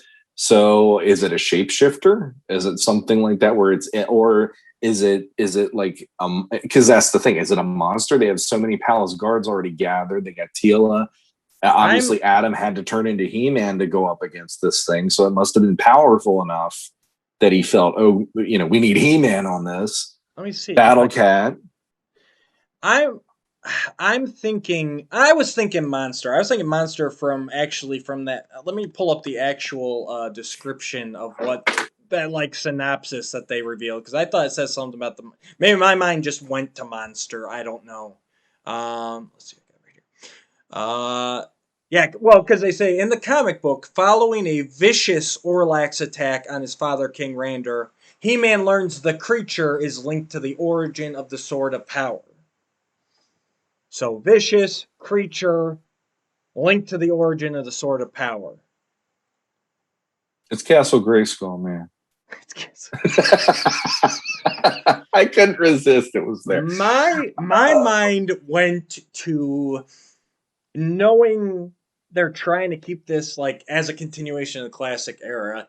My mind went to the Castle Grayskull Dungeon Great and all the creatures that were there. Okay. And as far as I know, none of those guys were named ever. Mm-hmm. But it would kind of be a cool, like you said, a deep pull where they're like, let's take one of those creatures out of the dungeon and have him be something, I like that. And I think just by the name Orlax, I was thinking it'd be attached to that, like, that hairy arm with, like, the pincher claw at the end. Okay. That's where my mind went. But when you posted this preview page... And I see in that first panel the like pink energy. Mm-hmm. If I recall correctly, there was like that slimy pink like tentacle-y creature creeping out of the dungeon grate, wasn't there? And that's where my mind went. So yeah. So after seeing that, I'm thinking it's going to be that pink creature from the dungeon grate. I could be completely off, but that's where my mind's at. Well, my mind went to on on Filmation, they did do the Spirit of Grayskull, but he was a pink face, right? A bald pink energy face, or am I completely wrong? Yeah, it's like a pinkish red. Yeah, that was Wizard like of Oz-ish. yeah. And so there's a part of me that thinks maybe there's something that has to do with that takes the form of a creature, because if it's the Spirit of Grayskull, it should have something to do with the sword, because he's using the sword to call upon the power of Grayskull. So I don't know. It's like, I kind of wish we would have seen the page before this, because that would have answered that question, but it still leaves it as a big question mark that, here we're debating it right now. And so there's definitely some questions. And it's I kind like of that. interesting, though, isn't it, that was the page that was shown and not the page before that? Or it's again, like, I found it and I'm like, I got to get this up as fast as I can, but I also need to know it's credible. And unfortunately, there's been nothing to corroborate that. It's just, here's this page and how this guy of all people got it. And then the thing that got me is the person that posted it was the one that was like, I don't like it. And I'm like, well, you just want to post this to start doing that. Okay. That happens. So then I wanted exactly. Often than not. And I did get it up there. If you guys are on YouTube, I did throw a picture of the creature that I was talking about up there. So I'm thinking that's a good possibility there. I'll say, like, positives of looking at this without getting into what the Orlax actually is. I do like Tila's new design quite a lot. I think that works. Yes. There's the Orlax, the potential Orlax, I should say. I'm not gonna say it's the like Orlax. I said, I could be completely wrong, but just based on what they're doing right now, I think it makes so much sense. And like I said, that pink spray really sold me on the idea of that slimy, one-eyed, who knows what's down there. Yeah. The fact that is actually a thing possibly in this show is actually getting me excited, because when I was a kid, that's been there. Never was referenced on the show very much. It was usually portals than it was dungeon grates and stuff. All those creatures in there, I had stories in my head with them. That wolf guy, and that Axel put the frog guy on the Rise of Evil 2-pack on the side art. I mean, I think everybody had their own stories about all these monsters that are stuck in that grate. Yeah, it's like Return of the Jedi. You don't know what's around the corner in Jabba's palace, and you're coming up with 100 different fan theories and fan fictions in your head. Exactly. But yeah, I actually really dig her outfit. I can't wait to see them reveal her figure. Because that one, I'm out of the women figures. Evelyn to me is much lesser of the thing. I'd rather see Tila. I really dig the He-Man design. I mean, it's not much different than the traditional, but just looking, even the hair and stuff is working for me. And I'd say the only thing that is a little off, but we'll see. Just her rendition of Grayskull is a little different than I'm used to. Yeah. But everybody has their own artist interpretation of that. I have my own way when I draw it versus, the poster for the show was a whole different way. It's like, it is what it is there. But there were hundreds of different incarnations of it in the mini comics. And it's still Grayskull. There's no part of you that looks at that and goes, well, is that Grayskull? Just like, 2000X, it was the whole, I guess that's Grayskull, but that looks like a Mark Texera Grayskull because of the drawbridge being so high up and everything. And the four walls, he always drew it as a fortress rather than like a fort rather than a castle. Yep. Yep. All right. So I think that's all our news. So we got a quick review for you guys. Right after we come back from these messages, we will be talking about the newest in the Masters of the Universe Origins mini comics. So that is Sucker Punch. So stay tuned. We'll be right back. Legends of Grayskull will be back right after these messages.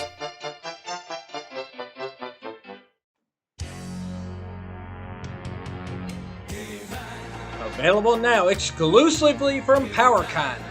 we have the bundle of the Toys of He-Man and the Masters of the Universe, and He-Man and the Masters of the Universe, a character guide and world compendium supplement, Volume 1.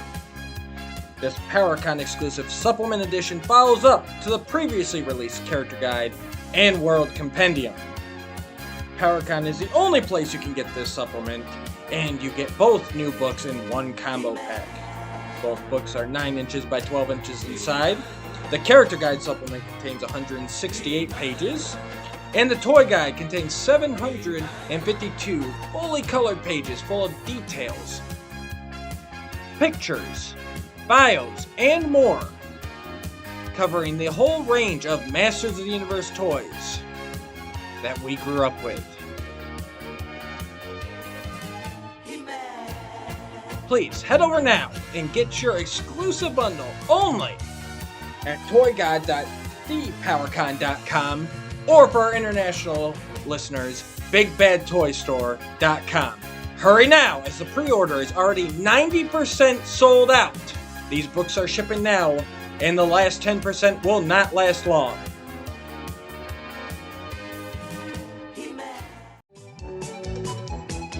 And now, back to Legends of Grayskull.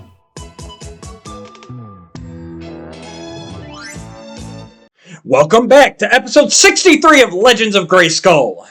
Thanks for joining us again. So we just wrapped up the news. We're going to do our review now. We haven't done a review in a while. There's been so much news, and we're even running a bit long today, but we're going to do it anyways, because it's a short one. Yeah.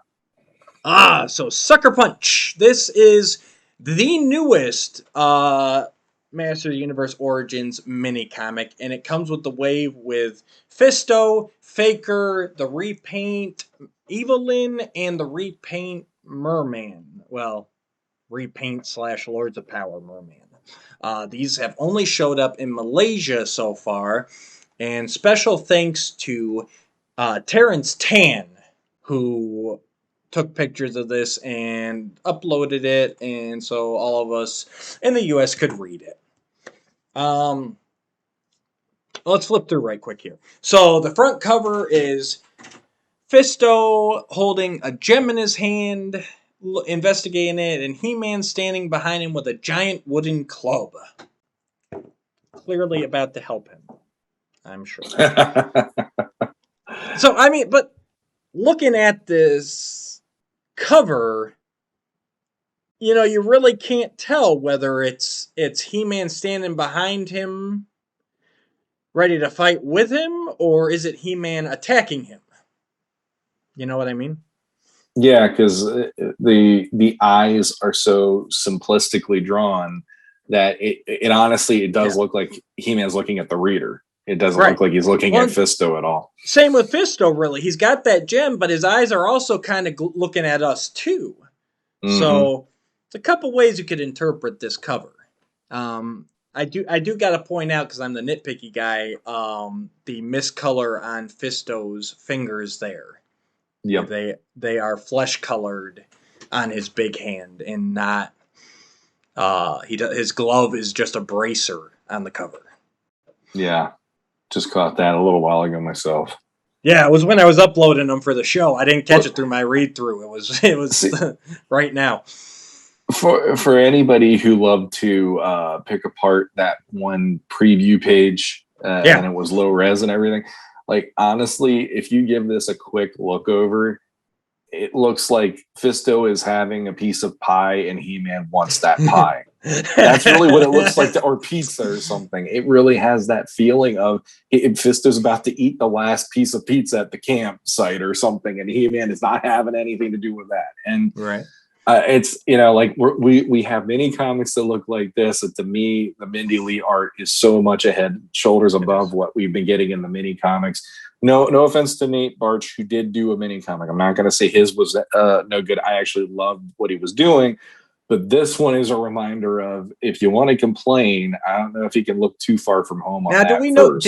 Did Nate do this one? Have we heard yet? He didn't do this one. His you know was, that for sure? Okay.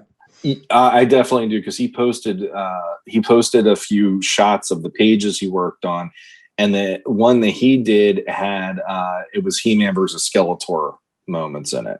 Yeah, This I know is he definitely did, not that. I know he did Dimensional Doom. I can't remember. I will say I think the art is coming along. It's better than those first ones in my opinion, but let's flip through right quick. Sure. I'm not going to read everything, guys. We'll just do a quick flip through, and then we'll kind of call out some stuff. So we got Fisto in his forest, thinking how it's been too quiet lately, and then he realizes, and then there's a bunch of noise, and he realizes that the forest is under attack, and he goes to investigate. When he gets there, he sees the land shark just tearing up the forest, but He-Man driving it. And he uses his fist, punches out the land shark's teeth, knocking He-Man from the land shark. But He-Man gains the upper hand and knocks Fisto out. We then jump to a dungeon, and Fisto's trying to figure out what's going on. He's trying to break out. He can't break through the door, and He-Man shows up. And he's telling him that, there's a spell on the door, so he can't break it through. And He-Man's telling Fisto that that Fisto is serving Skeletor, and really making Fisto question what's going on, if He-Man's under mind control or if Fisto himself is. But then as He-Man's turn to leave the dungeon, his voice changes a little bit, and Fisto realizes, surprise! That's not He-Man, it's Faker. And as he punches him out, Faker reverts from his He-Man colors to his Faker colors. And then we're treated to a shot at Snake Mountain, where Evelyn says that her takeover of the forest failed. Merman's given her grief about it because she lost to Fisto of all people, and they got the broken Faker there. And Skeletor comes in and says, enough, you may have failed, but we shall not. And it shows a great shot of a whole room full of Faker robots. So, Sean, again, a mini-comic, short and sweet, but what did you think of the story more than the art?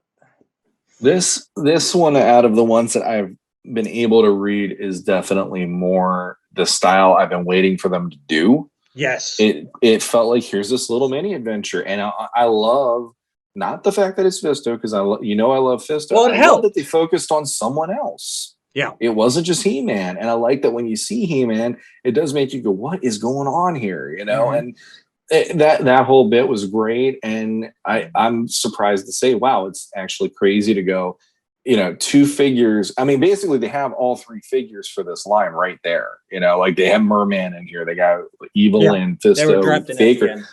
I like that, and I like that it just has this feeling of like, okay, here's everybody in the story, and He-Man and Skeletor are evergreen. There they are, and it sells it better than the meh and all that stuff that we got in the first couple. Right, and I love it felt like an old mini comic adventure. It was beginning, middle, end. Boom, we're done. It was, Fisto's protecting his forest. Faker tries to take over and convince Fisto that he's the evil one. And I also it felt like they're doing some research now, because they had Fisto in a forest. They even dropped the thing about Master Skeletor, trying to convince him he was evil, but it ties back to that, origin in Filmation where he was evil, serving Skeletor, taking over the forest. So it was nice to have those little nods for us adult fans, like, hey, look, we remember what came before. Here's what's happening now, though. Merman and Evelyn dropped in there. The only thing to me is, why didn't they paint Evelyn there like the Evelyn figure that came out? But I guess that would have been too much like. So obviously the yellow-skinned Evelyn is the Evelyn they're going with. Yeah. For this series. But it was a nice story, and it is now holds history as the first Masters of the Universe minicomic not to have He-Man in it. Yeah. Because he never showed up in here. It was all Faker disguised as He-Man the whole time. And another interesting tidbit, I think they even dropped a hint at this mini-comic way back during PowerCon last year, because if you recall, during the Origins panel, Yep. who did they have piloting the Land Shark? He-Man. They That's had right. And a He-Man lot of in people there. questioned that, and they kind of were like, "Oh, He-Man's taking it out for a ride." Yep. I think it was a little hint at what was to come, that, you know, Faker's coming, because the Land Shark, it's shipped, but it really hasn't hit retail yet. So I think basically Land Shark is the vehicle kind of for this wave, you know, like the Sky Sled was for Wave 1. So I think they teased us all the way back at PowerCon last year that, you know, hey, Faker's coming in this wave, and, you know, he's going to be driving the Land Shark as He-Man. And probably about my only complaint about this, honestly, is the army of Fakers at the end of it. Like, I never viewed Faker as like an army. You know, I think that's too powerful of an army. Like, to me, I think there needs to be some sort of special way you make Faker. Because otherwise you're looking at this where it's like, yeah, why doesn't... If Faker is a robot almost as strong as He-Man who can impersonate him, why wouldn't you make an army? Even if they can't impersonate him, that trick gets old. You still have an army of robots almost as strong as He-Man. Like, why do you even need warriors? So I've always been of the mind that there needs to be something a little magical about Faker's creation to get him to that level. Mm-hmm. I think for me, I find it to be funny that this is now Mattel doing, hey, army building. And that's the first time they've really done it to that extent where it's like, yes, we've had Horde Troopers. Yes, we've had all the, but there is that element of when you see them on the screen, it's a kind of a given. These are troopers. Right. But now it's like, okay, everybody's going to army build Faker if you read this, or at least get 6 of them because they have 6 on the final panel. And yeah, he's not a character I ever viewed as he's going to be army built. And he's a specific purpose character. Exactly. The only way I could see this working, if they do a mini comic follow-up to this, is having it where he has a army of them and they're all like He-Man and they're all in different places and they're all doing evil things, and that is what's making Attorney a turn against He-Man, because he's there going, I was never there. How do you know? He was here. He was there. That could be an interesting way to play it, but I don't think within a 6-page story you're going to get much traction there. No. And I think it makes me kind of sad too, because you have 4 figures in this wave, and 2 of them fail right off the bat. You know, like Faker, Faker and Evelyn. Faker just gets the bejesus knocked out of him with 1 punch. And, Evelyn, well, I could have gotten the forest, but that didn't work. And then Merman's giving her crap. And the only person that really is shining here is Fisto, because he managed to have his story and he got out of the situation without needing anybody else to help him, So there's that element of, the representation of how these characters work. I don't personally think it's the smartest thing to show Fisto beating up one of the only other main villains you have in this next line, and him being such an easy defeat. I always viewed Faker as you have to get He-Man to fight Faker. You can't just knock him out with Fisto. Fisto would have to go toe to toe with him for a bit to finally get him on the ropes. That's the way I always viewed him as a kid, at least.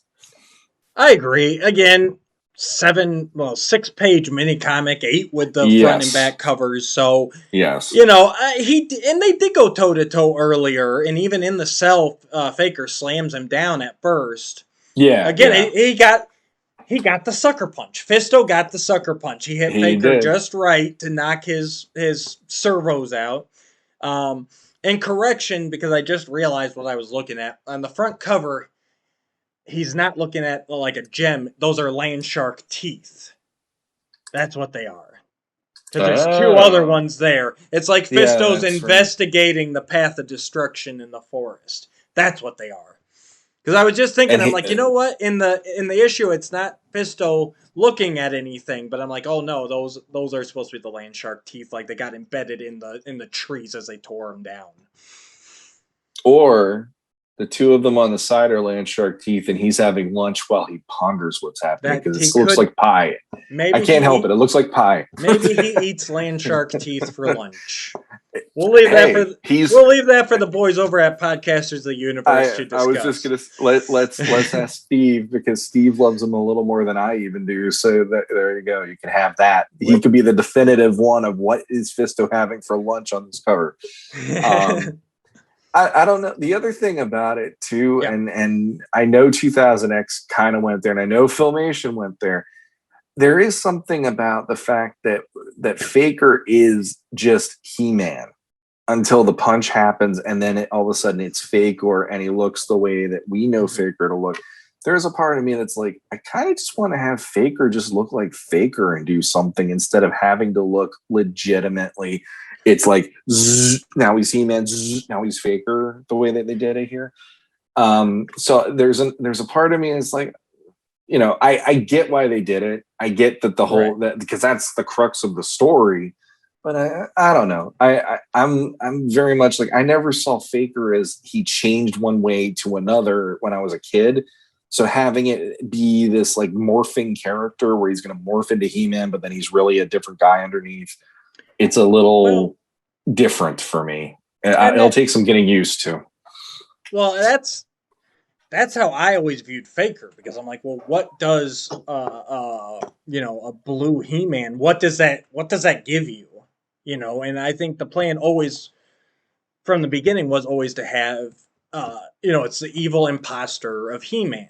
Like he takes He-Man's place. In my mind, I always thought, and that's what I was saying, kind of alluding to earlier, in my thoughts of a story for Faker, I always thought the blue form was like his end form. So basically, Skeletor creates a robotic He-Man to duplicate him, to be the imposter of. And then whatever happens in that story, by the end of it, he's damaged, and that's what changes his skin to the blue. And so basically, I always viewed it as it's a one and done. Like, Faker has a storyline where he impersonates He-Man, he fails, and then Skeletor still uses the damaged blue robot because he is a strong robot, you know? That's how I always looked at it. Because I'm with you. I don't like this. I don't like the King Hiss style Faker where it's like he changes back and forth. I think once he's defeated, he's just Faker. He becomes his own villain, even if he doesn't work for Skeletor. I thought about that too. It could be cool to see Faker after he fails for Skeletor, like he's discarded, but he's not dead. He repairs himself, and then you've got the blue Faker kind of acting independently, you know. So that could be another cool avenue to go down. But I agree, it shouldn't be the King Hiss, He-Man, Faker, over and over again. It should be, he, of all characters, needs a one-and-done imposter storyline. Yeah, agreed. Because I guess, was it those giant books? You have those. The giant ones where it was the Heroic Warriors and the Evil Warriors and stuff. I could have swore it was something like that said, Skeletor created him to look the way he looks when he's blue, but then he has a spell that he uses to make him look like He-Man. So it's like, okay, that I can forgive that and stuff. And in this case, they did already say, okay, the spell that's on the doors to the cell, it can't be, he can't knock it over by being just, punching it hard or whatever. So the fact that he punched Faker hard enough to he knocked the magic out of him, I kind of dig that. That's the other way to go. Have it be, and I've seen people do that, but have a time limit on it. It's definitely one of those powers that needs some boundaries. So if you okay, Skeletor, and even do it just Skeletor. Like, Skeletor can cast a spell, but it's only good for X amount of time. Like that, that limits the power and everything. But yeah, you need something there. It can't just be like it can't be Mystique where he changes at will. That's Yeah. too powerful. You No, know? I'm not a fan of that. I like the limiting him aspect of Right. it.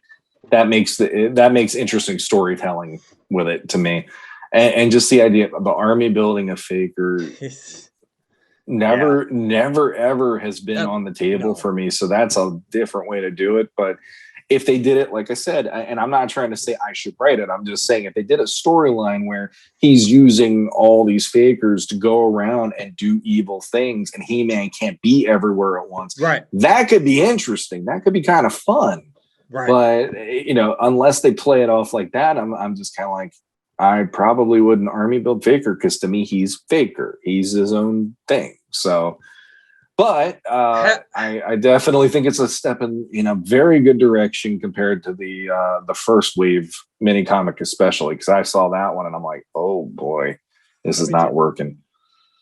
I know we're reaching the end of our time. One last thing, it doesn't have to be huge, but just you talking about that made me think, what if there's a storyline where Skeletor creates an army of fakers? They can all look like He-Man. Skeletor also gets a hold of He-Man, mind controls him, and basically issues a challenge to the Masters. Like there are 20 He-Men roaming Eternia right now. One of them's the real one. Stop me or stop them. And just know that your He-Man is one of them. Mm-hmm. That I'd be down with that, no problem. That could be if they did that on the new show. Not Revelation, but the new show. If they went there, I would be like gripped in my seat wanting to watch this and see how it played out, because that would be a Skeletor move. Right. And he's like, so Skeletor's doing his thing. The Masters have to split up to battle all these He-Men. But as they're battling them, one of them is the real one. Just either I wouldn't say mind controlled, but maybe something more. And I know I'm hitting DC hard here.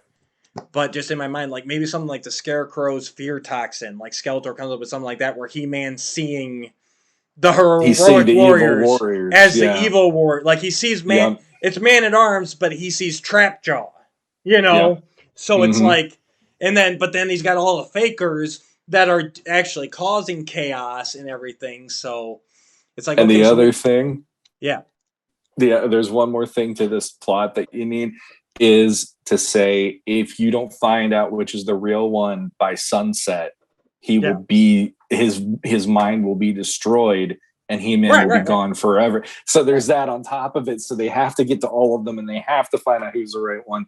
But then on top of that, you also have to figure out how to cure him of what this is. Right. There's a whole that's a cool episode. That would be a cool like 2-parter, 3-parter. That would have been a cool like week-long saga back in the day, like the Thundercats did and everybody else. Like Episode 1 could just be He-Man like going up against this strange new threat, which turns out to be Faker, and then the episode ends with him getting defeated. Then you spend the next 2 to 3-ish episodes with the Masters trying to get their He-Man back. The 4th episode ends with them finally finding the right He-Man, and then the 5th episode is them, turning the tables back on Skeletor, who would have conquered the palace by that point. Let's be honest, And it's like it's that whole like the Curse of the Spellstone, Race Against Time, ticking clock plot line that we both enjoy quite a lot. So I love it. Yeah, if they don't want to do it, I'd actually. It's like I'm kicking this around in my head, going like, "Ooh, there's a lot of fun you can have here." Because on top of that, there is an element if you even introduce to like Fisto. For instance, they just go in here. Fisto doing the whole, I don't see what's so great about He-Man. I got my fist. I could do this and that, and blah, blah, blah, blah. And you have some of them almost doing the whole, we could handle things without him from time to time and all that kind of stuff. Because there is that feeling sometimes of, well, it's always him. Why can't Buzz Off, Mechaneck and Fisto go do this, or Ram Man and Manny Faces handle this or whatever. So it's like there is that feeling of that. And I like that it would put it into perspective for the main characters and the heroes. It also puts into perspective for the villains, how this is fun, and there's a lot of fuel to that one. There's a lot. But I will say, Sucker Punch, it got us talking, it got us thinking. Their artwork to me wasn't as bad as it has been. Story was a fun little adventure. I'm going to give it a 7. I think that was an above average. The only thing coming down for me is I do think the art could still be better. I hate to do this, but I'm going to say that I'll give it a 7 too, because this actually got me, like you said, we talked about it, and on top of that, it got my mind going, and this is what the mini comics were supposed to do when we were kids, Yep. I think it fulfilled it. On top of that, actually, no, I'm going to go 8. Ooh, you know why? Higher. Why? I'm going to go 8, and it's not because of Fisto, but it's the fact that we have anybody other than He-Man starring in the mini comic.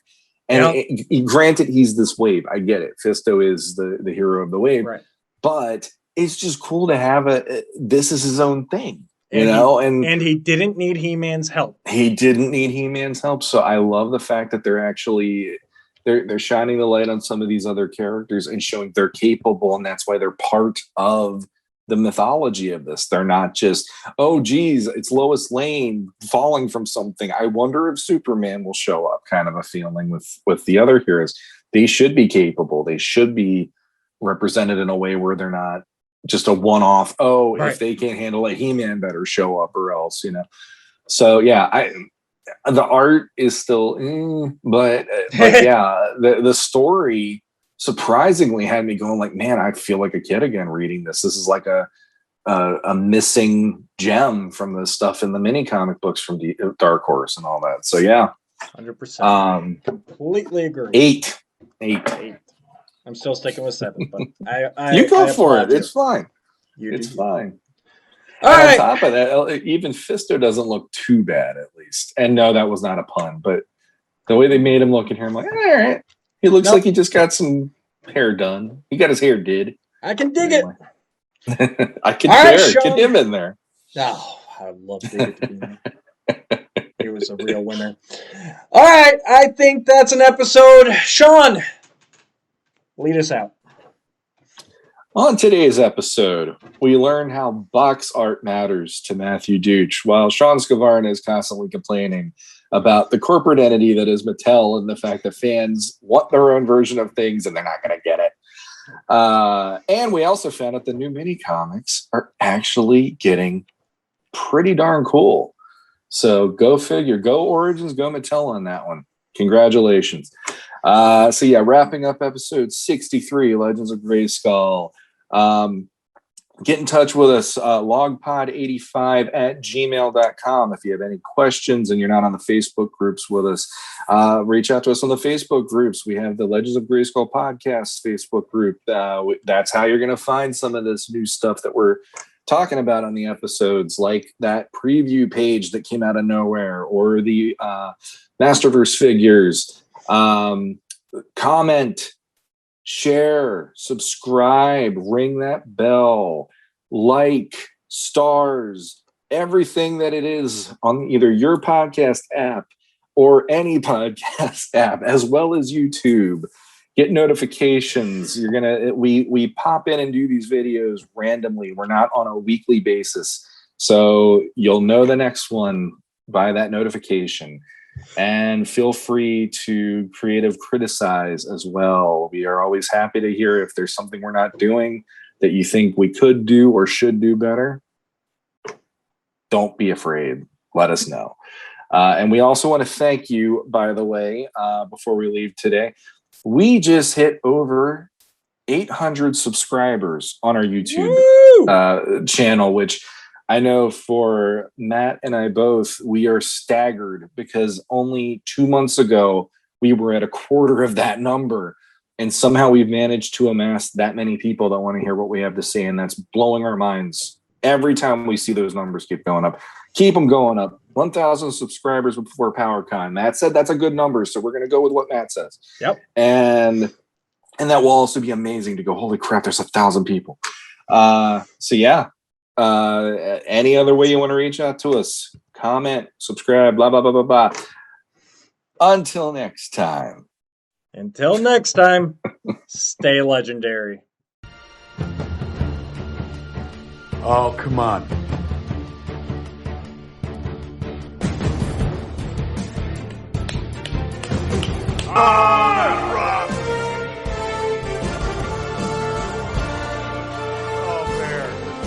Oh, bear.